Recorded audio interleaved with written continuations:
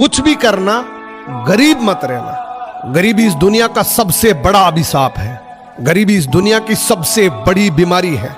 गरीबी इस दुनिया का सबसे बड़ा गुनाह है।